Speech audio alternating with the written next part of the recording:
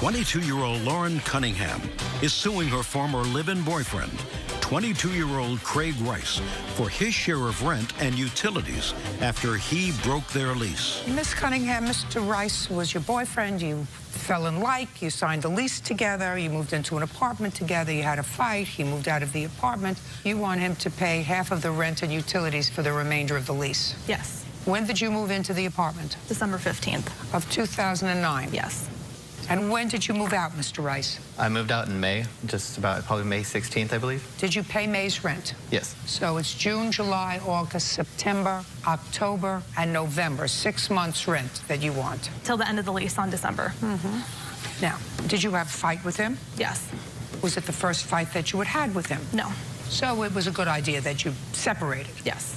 Now, when Mr. Rice moved out, Miss Cunningham, if you broke your lease, how much would it have cost each of you to break your lease and go back to where you had been previously living? I would have to pay until the end of my lease the amount that was due. No, that's not true. It would have been till the end of the lease, so it would have been about $35.80. No, Miss Cunningham, you're not following me, madam. I know how much it is, by the way. It would have been $17.90 for each of us, just about. $17.90 for each of you? Yes. Did you discuss, because I'm not going to get it from Miss Cunningham. I can see she's resistant to this line of questioning.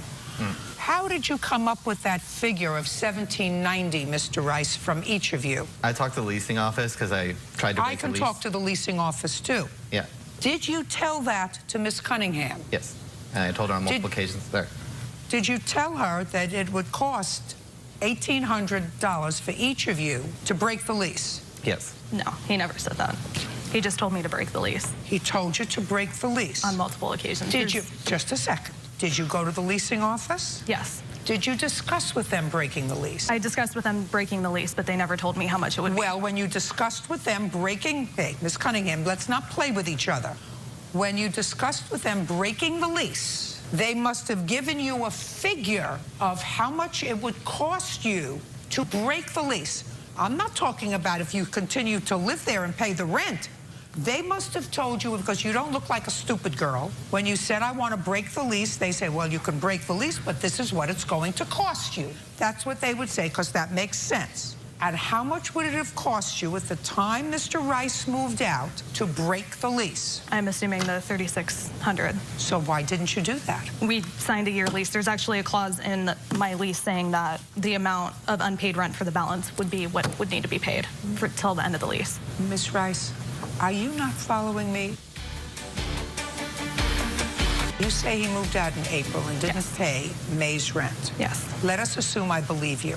May, June, July, August, September, October, November, 7 months. 9 times 7, because your rent is $900 a month, is $6,300. You want half of that. Yes. So you want about $3,100. Yes. Plus utilities. Yes. When you could have bought out for $1,800, that's what he's saying.